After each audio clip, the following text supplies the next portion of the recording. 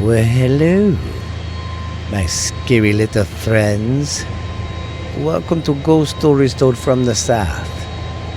I'm your host, Stephen LeBooth. I got some great skilly stuff for you this evening, or today, whenever you're listening to this.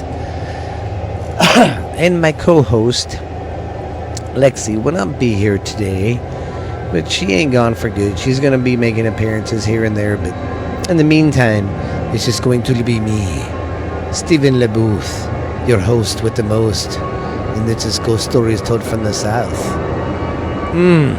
I can just smell the anticipation in the air of being scared. So sit back, relax, hit the play button, which you already have if you're listening to me now. Get you a blanket, cup of hot cocoa, and relax, because I've got some great stuff for you pumpkin heads today. Now I'm going to play this one by ear. I've got like 7 stories, but some are kind of long, some are short, so when I get to about 45 minutes try to make the show last about 45 minutes, so I hope you enjoyed last week's. Last week's was a show we did on the what was it? The Dutchman's Mine. That place is creepy. I didn't know there was that much history there. But it seems like anytime you go hunting there for gold, you get killed. So don't go. All right. Well, today I think I'm in Arizona. And we are going to start off with the Birdcage Theater in Tombstone, Arizona. Y'all remember that? That's on Tombstone. That's the theater they're in, the Birdcage. Well, let's get on with it. The Birdcage Theater. It was opened in 1881 and was not the only theater, but also served as a saloon, gambling hall, and a brothel. If you don't know what a brothel is, that's where the ladies of the evening worked, if you know what I mean. The New York Times called it the wildest, roughest, wickedest honky-tonk between Bass Street and the Barbary Coast. It had all the best beer, and all the miners pretty much went there, and they could spend a month's pay there in one night. It was open 24 hours a day, 7 days a week, and even on holidays. There were 26 deaths during the 80 years of business, and over 120 bullet holes in the walls and ceilings. Well, because back in, like on the movie Tombstone, when them cowboys would get happy or like the show, they'd be like, yeah, woohoo, shoot their guns up in the air. And Ghost Adventures has been there, and they have shown them bullet holes in the ceiling and stuff. On December 25th, 1881, William Billy Hutchinson and his wife Ludi opened the Birdcage Theater. It got its name from the 14 boxes that were referred to as cages. The hotel rooms. These cages are locked on the second-story balcony on both sides of the main hall. Each box in the main hall is a stage where live performances were held, and below was an opera pit. Which, an opera pit, that's where the band would sit and play. It was like the stage, and then you'd have that right there where they would play. Many famous and notorious legends frequented the Birdcage. Performances as Lillian Russell, Lotte Crabtree, and Eddie Foy Sr. They were like the big time actors of the time because they didn't have movies back then. So you had a lot of stage performances, and these performers would go from town to town. You know, that's how they made their living, so they would be on the road all the time acting.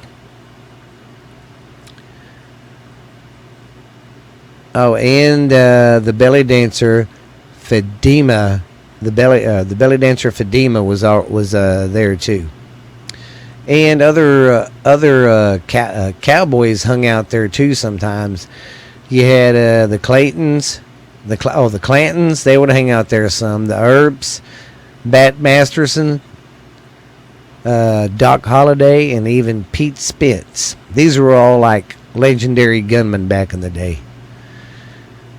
They laid down mainly silver coins for a shot of whiskey.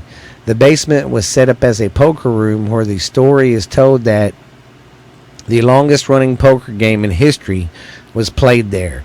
The game was played 24 hours and apparently lasted 8 freaking years. How in the hell would you do that? Lasted 8 years and 5 months and 3 days, with over $10 million exchanging hands. Some of the participants were Doc Holliday, Bat Masterson's, Diamond Jim Brady, and George Harsett. With the house getting 10% of the profits, the game ended when groundwater seeped into the mines, flooding many of the buildings in 1889. The town went bust along with the Birdcage Theater, and the building had to be closed. Perhaps one of the most notorious the most notorious prospector at the Birdcage was named Gold Dollar. Oh, she was no, I read that wrong. It wasn't a prospector. She was a notorious prostitute at the time.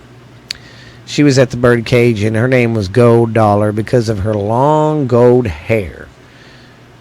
It was said that a woman named Margarita came to town took a shine to Gold Dollar's boyfriend named Billy. She loved sitting in his lap and flirting with him. One time, Golden Dollar got wind of Margarita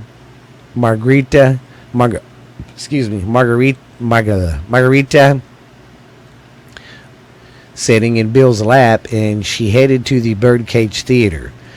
She threatened Margarita and told her that she was going to cut out her heart.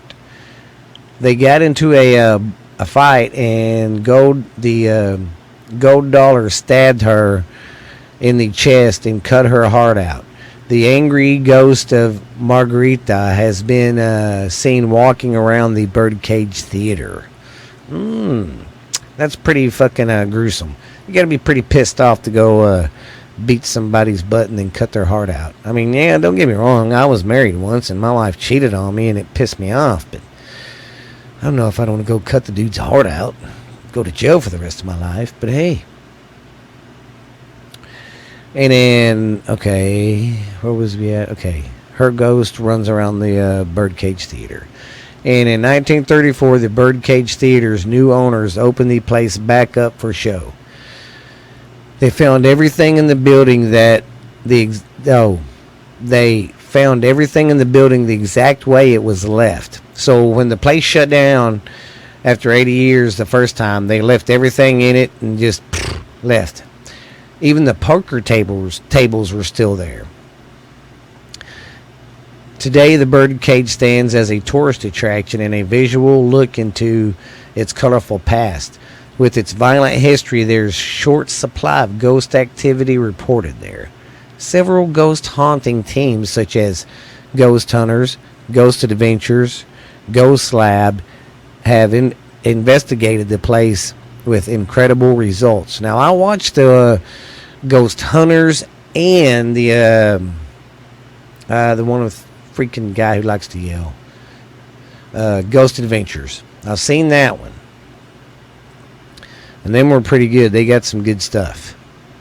Some of the ghosts claim that they have been some of the ghostly claims that have been reported are crowd noises, music, card shuffling, and a smell of cigar smoke. Well, which makes sense. A lot of guys smoked cigars back then.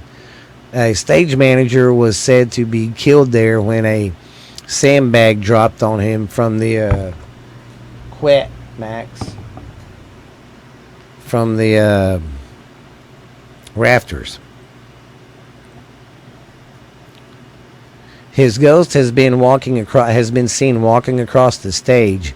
A gift store owner saw the spirits of 3 cowboys in the gift store, just standing in the back, and then disappeared. The poker room in the basement, a lady in white, here we go, another lady in white, has been seen on the security cameras when no one was in the room at the time. They even have a photo of a white ghostly figure on the stairs leading down to the basement. The apparition appears to women in a in a bonnet, holding her dress as she's walking down the stairs. A female employee was helping an older gentleman find his wife, only to have him disappear on her. See, that would creep me the hell out. Somebody's right there with you, and then bam, they're gone.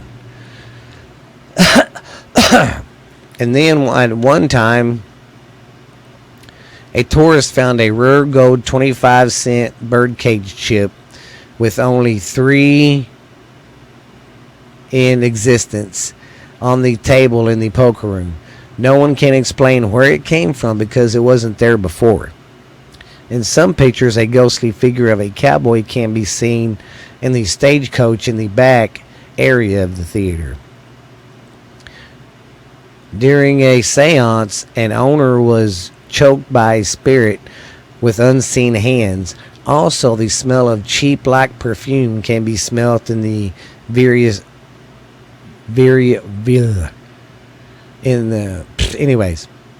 cheap black perfume can be smelt in certain areas of the building. See, that would creep me out. Getting choked out by a ghost, that's just too far, man.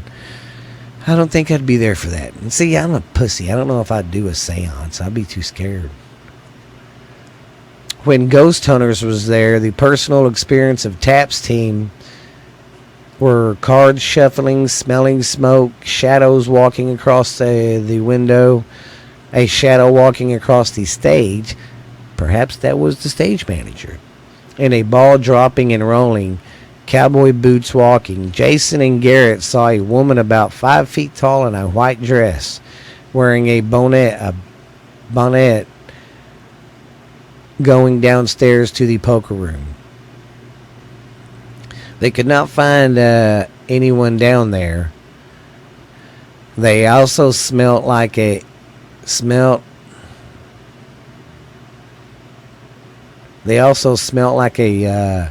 cheap perfume smell again too. Steve and Brian heard a loud noise and found their heavy electrical cord unwrapped and lying on the ground. They could not figure out how that happened. So these people like to mess with these ghosts like to mess with their stuff. On an audio, they captured the voice of the voice of a piano playing. If Brian and Steve heard it, they would have said something, but did not hear it. On the video, they caught a cord lift up and unwrap itself by some unseen force. That was pretty cool, they thought. Man, that's just, see, I've never had nothing that kind of experience. I mean, I've had experiences, but nothing like that. That's pretty out there. Let me get a drink of my wall.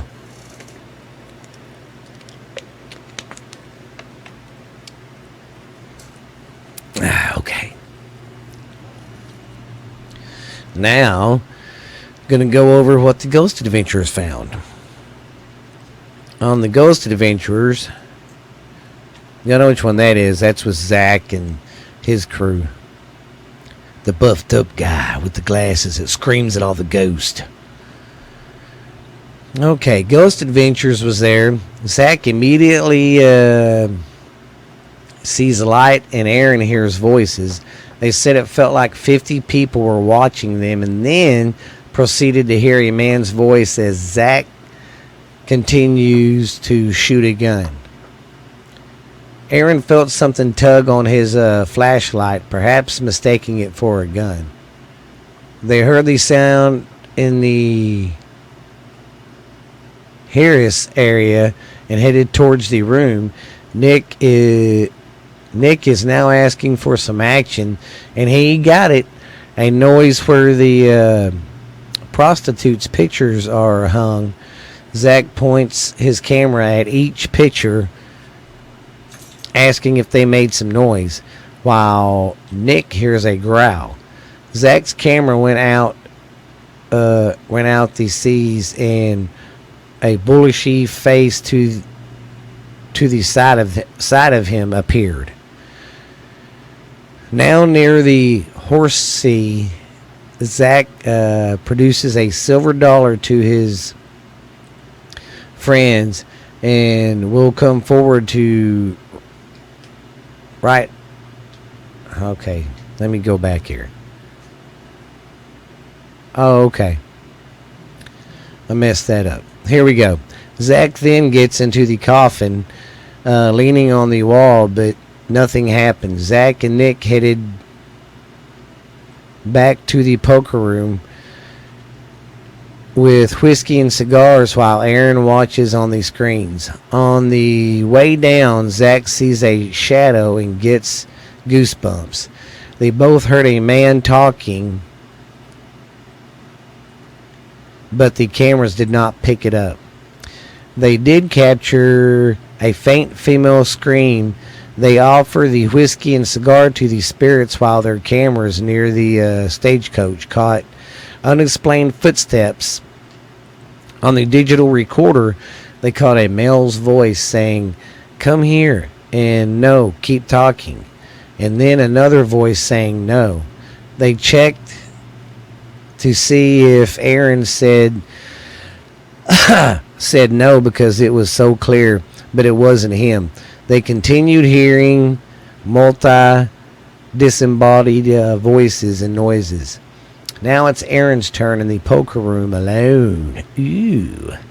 Standing near the stagecoach in the Harris room, in the horsey room, he had the feeling like someone was following him up the stairs to the room. He puts the recorder on the table as he describes it. It slides underneath his horsey. He freaks out and quickly gets out from under it. He said that he felt something grab his shirt and decided it was time to leave. Aaron said to the guys, "Dude, not cool. Not going to do this no more." On their static cameras in the horsey room, they caught a voice in the poker room. They caught a strange light, and they caught what sounded like card shuffling and a grunt or a breath. Then Dwight, another paranormal investigator, "Quit, Max," thinks the light might be a spirit trying to manifest itself because it looked like an upper torso. He listened to the female voice, heard it saying, "Someone is here," and the male voice singing loudly as if they interrupted them from having, fun. He also confirmed having the cards shuffled, and then a noise like cards were hit on the table afterwards. Well, apparently there's a lot of spirits that haunt the birdcage, and those that died there are those that did not get to finish their game, so they're mad. That's crazy, man. I don't know what I would do if I seen a lot of, if I did a, or seen a lot of the crap they seen. Like the seance. That's crazy. Doing a seance in some hands, choking somebody. Yeah, smelling cigar smell. That wouldn't bother me, smelling or maybe seeing something too much. It's when they would touch me or something would move. I'd be like Scooby-Doo. Ghost. Well, I hope y'all enjoyed the birdcagey. Come on. Oh, my computer's being dumb. Okay. Guess we'll get on with story number 2. That one was pretty long. That was about a good 15-minute story. Okay. We're going to start the story 2. Okay. Located in the old town Tempe, Casey Moore's Oyster House dates back to 1886. and it serves seafood, pub food, draft beer, whiskey, and it's a cozy setting to enjoy yourself. It's known as one of the most famous Irish pubs in and around Arizona, and it draws the electric crowd. In addition to its delicious food and beverages, the place also said to have some ghosts.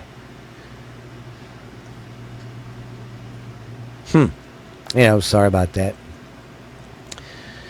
One of the stories is that a woman dressed in the turn of the century clothing has been spotted dancing in the dining room upstairs. Other strange things that occur include articles that disappear and then suddenly show back up in odd places, and neckties that are tugged, and objects that become weightless. Pretty cool. Alright, here's another little story, some more stuff I dug up on it. On the corner of 9th and Ash in Tempe, Arizona, sits Casey Moore's Oyster House. The restaurant is often frequented by students from ASU due to its proximity to the school's campus. The building was built over 100 years ago as a residence for the influential Moore family. The Moore had a role in the development of educational system in and around Tempe. The family was related to B.B. Moyer, the governor of Arizona during the Great Depression. After the Moyer family passed away, the house fell into disarray or disrepair. Sometime in the 1950s, the abandoned home became a boarding house and a place where the ladies of the night hung out. That's where they had prostitutes. Where local youth could come and drink, do drugs, and have and throw their parties. That's wow. Hey, let's just make a house for the youth of our town to go do drugs and drink and party. Maybe they won't be so mad all the time. Yeah. There were stories of rapes happening, murders happening, suicides, and in 1973 the house was bought out and converted into a restaurant called 9th and Ashes. In 1986 it was sold and rebranded as the Irish Pub and renamed Casey Moore's Oyster House. Tempe locals know the restaurant to be haunted. Residents of the area have even seen a couple dancing in the upstairs window late at night when they know the house is empty. Many presume them to be the ghost of the Moors. The staff has had silverware thrown into the floor, and tables, chairs are rigged around and moved it overnight when everybody's gone. The ghost of a young girl who was raped and murdered during the house's Bardello days also roams the restaurant too. So go by the old Oyster House if you ever in Tempe. That's pretty creepy. Okay, that was a pretty good story. pretty juicy. Well, like they said back back when it was a brothel, no telling what happened there, and no telling how many spirits got locked there. Okay, write down my time.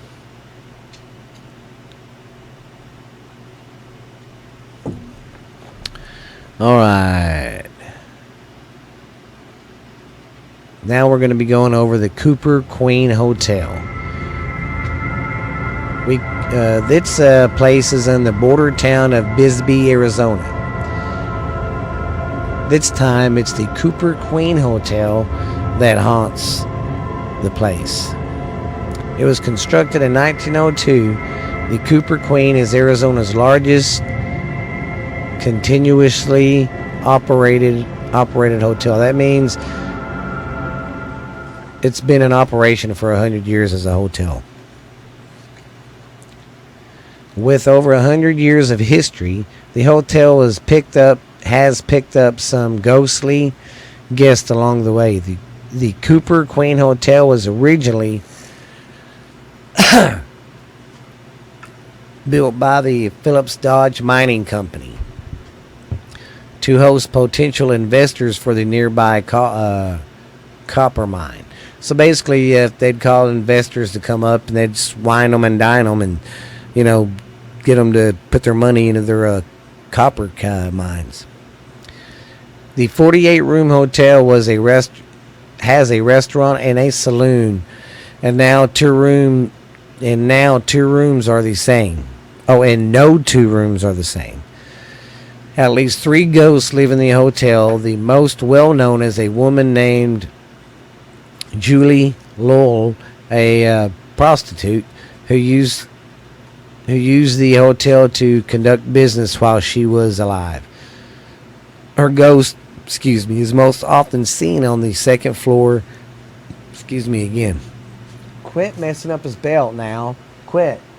Because if he chews on that, he still has to use it for karate. Sorry about that. I'm going to go back where I was. Okay, she was a prostitute. Okay, she used the hotel to conduct business while she was alive. Her ghost is most often seen on the second and third floor, and they say she often attempts to seduce the male ghost. Ew. That means he's like, come here, young man. Want to kiss, big boy? Imagine a ghost doing that. Boys, yoo-hoo, look at me. That's crazy. Okay, so do the male guest. Okay, in Julie's honor, the hotel named a room after her, the Julie Lowell Room. A young boy named Billy also haunts the hotel. The boy was the son of a hotel worker and drowned in the nearby San Pedro River while going for a swim. His spirit still lives in the Cooper Queen Hotel. Billy's ghost can be seen by children, but adults have heard Billy giggling or crying. Parents often report seeing their child talking and playing with an invisible child, and he's often seen jumping on the couch in the lobby. Wow. He's a crazy little ghost. Like The Conjuring. Yeah. The Conjuring. Billy's blamed for a lot of mischief around the hotel, like missing stuffed animals, random objects floating around. Another ghost is that of an older man with a top hat and black cape. The bearded man is often seen smoking a cigar on the 4th floor. A smoky aroma is present just before and after he appears. He tends to startle many of the guests when he appears randomly in the rooms. Oh, yeah, he would startle me. He tends to, through 3 ghosts there have been 3 ghosts that have been confirmed that live in the Cooper Queen Hotel. Some say they may be as many as 16 ghosts roaming the buildings. That's crazy. All right, here's a little bit more stuff I dug up.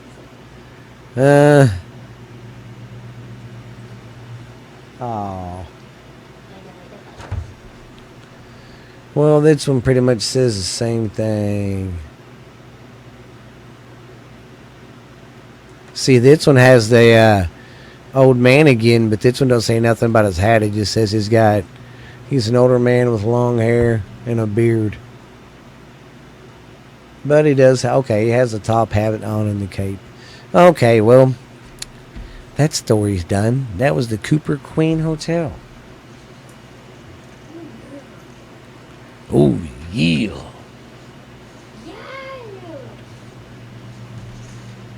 Okay, going with story 4 now. Little Billy. Oh, Billy.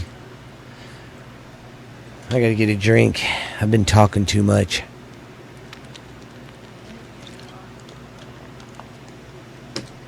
Man, some of this stuff's pretty spooky. I don't know if I could sit there and do an investigation while shit like that's going on.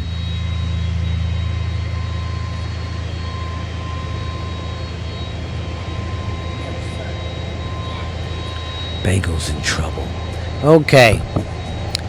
Now we're going to go over the Valley Hotel in San Carlos. The Valley Hotel in downtown. What?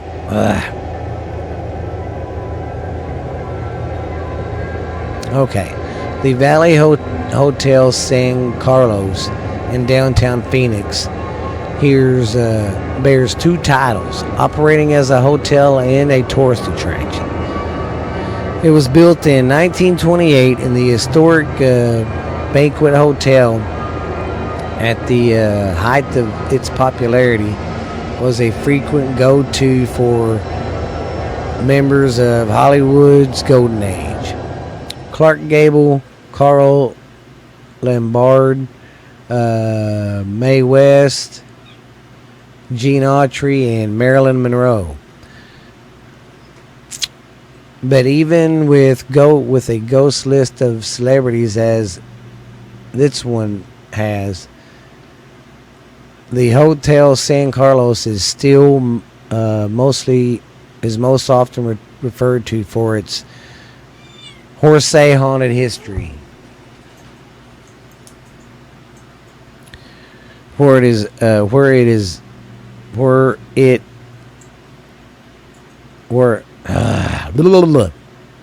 if it wasn't for the tragedy of a young woman named Lonnie Ginseng, it's difficult to say where the legend and the notoriety of Hotel San Carlos would have become.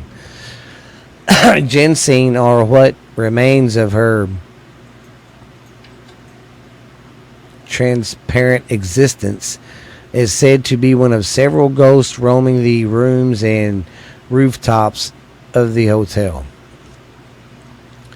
It was here May 27th of 1928, just a week after the building opened up.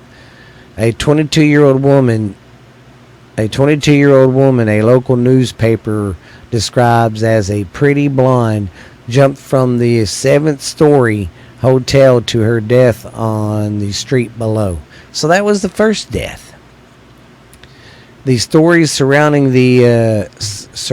what led Ginseng to check into room 720 and jump out may be way of the roof, or many have speculated. So too are the hotel stories around the reported ghostly sightings, some of which of those to be Ginseng. Since her death,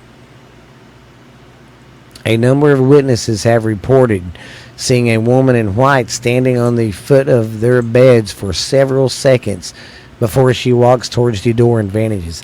See, it's another woman in white. This is a completely different story, and I have another woman in white.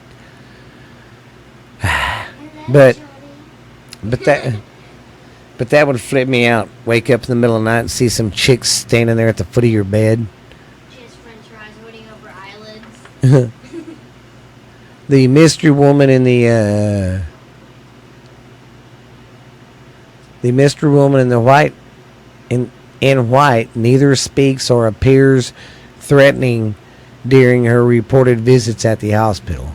But according to other ghost witnesses' accounts, neither is she the lone spirit dweller of the Hotel San Carlos. Some have reported seeing the ghost of a little girl sitting and crying in some of the hotel rooms. Still others say they have heard the voices of children running through the hallways are laughing in the building's basement area. Basements. Oh, I'm sorry, guys. I didn't have my papers set up ready. My bad. Okay, where was I at? Building's basement area, okay. Believers have attempted to link the sightings of the children to the Native American worshiping grounds on which Hotel San Carlos was built and where earlier Phoenix settlers irrigated the city's constructed the first school. Little Adobe was built there in 1874. After a number of problems, the school was shut down in 1916 to accommodate plans for the construction of the luxury hotel. The Hotel San Carlos came to the functions after developers Charles Harris and Dwight D. Hurd purchased the lot from the prominent Phoenix Baptist family. And more than 10 years after the schoolhouse has been condemned, the Hotel San Carlos Luxury assigned Italian Renaissance guy to design the building.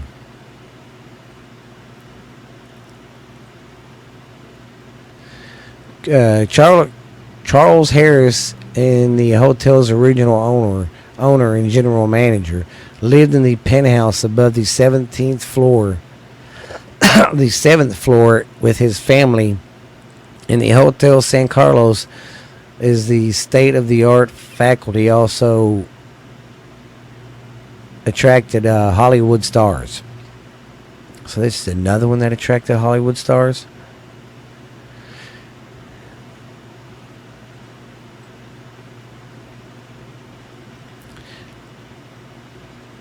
Okay, Hollywood stars, as well as who's among Phoenix most popular and richest of the social elite, even with the legends of its ghostly guest. In fact, while others establishments tried to hide similar ghost stories of the hauntings, the Hotel San Carlos openly embraced its ghost stories and continues to welcome curious guests who want to experience the halls and the history while waiting for a spirit or two to join the party. The only operating historic banquet hall in Phoenix, the Hotel San Carlos, was recognized as Arizona's state historical landmark in 1974. The hotel underwent a multi-million-dollar renovation in 2003, which stirred up a bunch of ghosts. Yes. So yeah, that's the story on that one.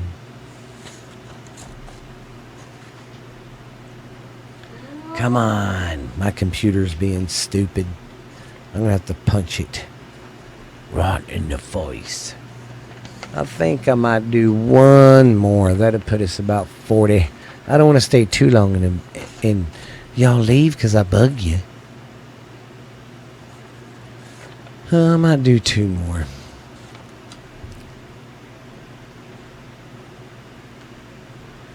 Okay. This is going over. Let me write my time down. God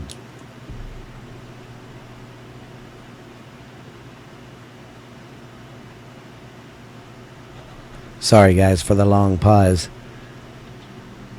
It's not my fault. All right. We're going to go over the Grand Hotel, the Jeremiah Grand Hotel. It was built in 1926 and was formerly the United Verdi Hospital. Closing in 1950, but it was maintained fully furnished for approximately 20 years. The furnishings were moved in the 1970s and 80s by live-in caretakers. After suicidal death of the last caretaker in the 1980s, the building was boarded up. Larry Oyster purchased the building, renovating it to its grand stature of a hotel that it used to be. He still owns and operates the hotel today, so that's pretty good for him. When the owner first moved into the property in 1994, he started working on it. In the first month, he felt almost as though he was not welcomed. Frequently, as renovations continued, the feeling started fading and eventually went away. Some say this was all the ghost of the nurses that created all the havoc. Many claimed she was upset with removal of the desk they worked out of when the restaurant area was remodeled. The original desk was relocated within a few feet of the original place. You will hear many accounts of spiritual activities in this historical building, and you will hear the ghost sounds of activity within the old hospital too. Many hear keys attempting to unlock doors. Items will move around the room on their own. Apparitions are also frequently reported here. Well, they're just looking for some trouble, aren't they? And here's some more stuff I found on her. Okay, it dates back to nothing. Ridge. Oh, when it was used as a hospital, it had 9,000. There was 9,000 people that died in the hospital. You think that place is really haunted? And that may be part of the reason why it is so haunted, because 900 people died there. What? Oh, 9,000. I'm sorry. Wow. Yeah. Wow. Some have even, witnesses have reported these sounds of coughing, heavy breathing, and voices coming from empty rooms. Some have even smelt flowers, cigar smoke, dust, whiskey coming from the empty rooms as well. The other incidents include televisions being unplugged, shampoo bottles rolling across the floor and flying across the room. Shadow figures and apparitions of two women have been seen, one wearing a nurse's outfit and the other wearing a white gown. So, you can go there to the hotel, and it used to be a hospital, and you get scared.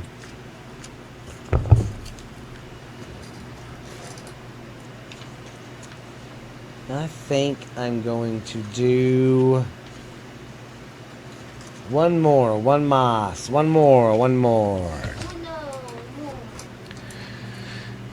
Steph's in here. She wants me to stop recording because she just wants to watch YouTube.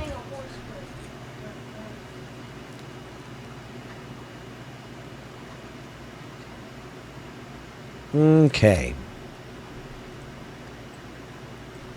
Yeah, this will be our last story. Let me get a drink real quick.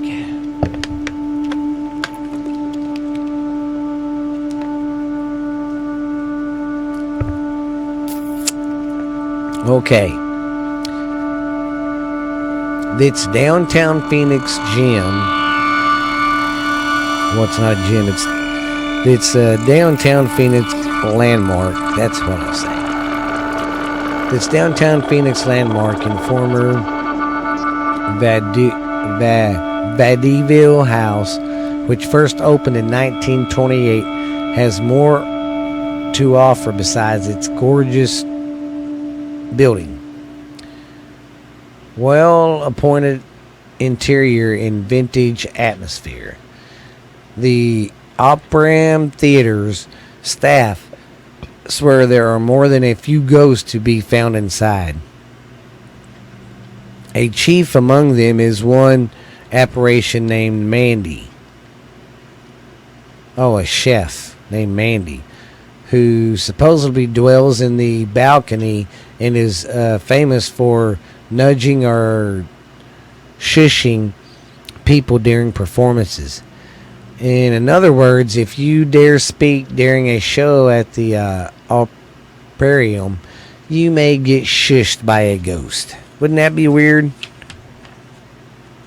Some ghost telling you to shut up.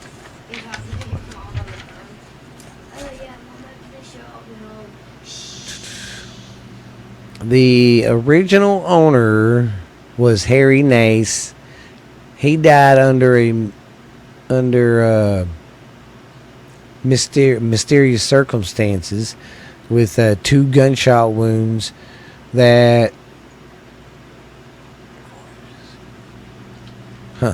he died from 2 shotgun wounds, and no one knows what happened. Then, of course, here's the ghost named Mandy, who has reportedly boinks visitors on the head and has been surprise photobombing shots too. And there's unexplained clapping and cheering sometimes. And then sometimes more shadows and stuff have been seen roaming around the place.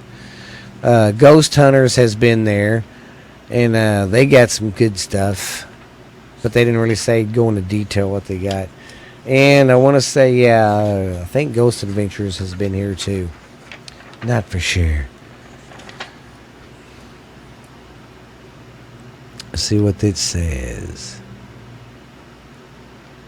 It talks about Mandy, how she likes to photobomb. Oh, and the Orpheum Theater does do tours during October, so maybe if you're bold enough, you can go venture in there and see what's going on.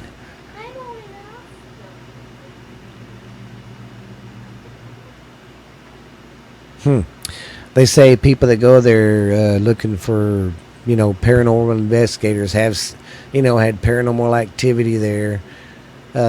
Stuff moving, shadow people, voices, all the good stuff. Well, I hope y'all enjoyed that little shtick.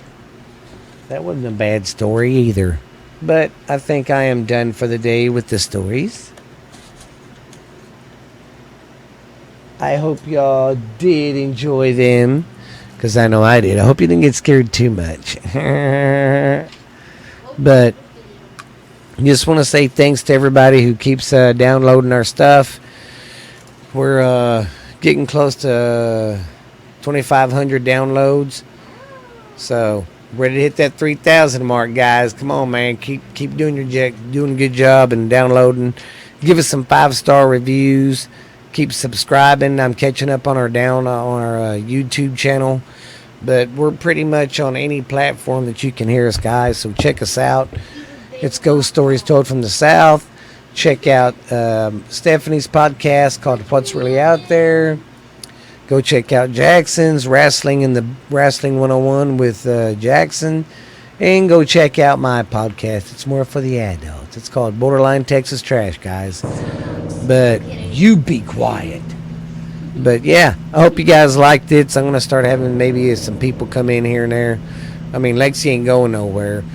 But she ain't gonna be doing it every day. She don't have time to. But she's still gonna come and do little shows. But I might have a guest come in next week or the next couple shows. But this has been Ghost Stories Told from the South, guys. I am Stephen LaBooth. You guys be good, be real, man.